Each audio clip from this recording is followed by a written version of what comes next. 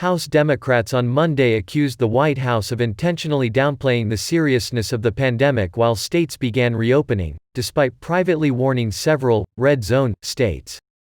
The House Select Subcommittee on the Crisis released 8 weeks' worth of reports from the Trump administration's Corona Task Force and argued they allowed tens of thousands to die on their watch while not enforcing their own policy recommendations.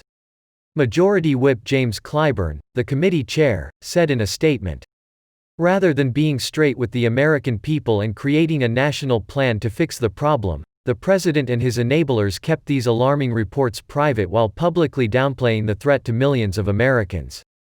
The South Carolina Democrat added, "As a result of the president's failures, more than 58,000 additional Americans have died since the task force first started issuing private warnings, and many of the task force's recommendations still have not been implemented."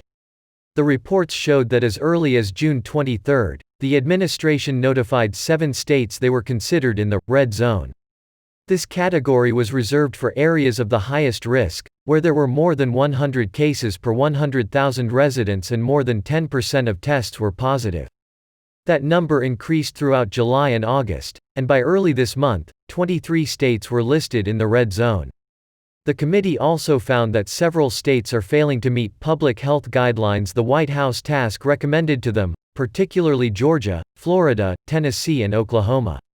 In all, 14 states that were in the red zone resisted statewide mask mandates that the task force suggested.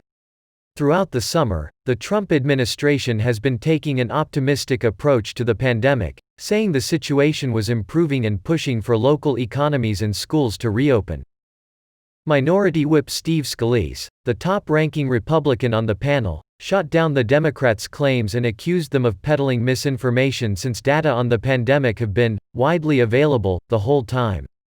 Mr. Scalise, Louisiana Republican, said, "Democrats again have created another phony scandal, this time claiming they've unearthed individual state illness data when in fact the data was publicly available all along."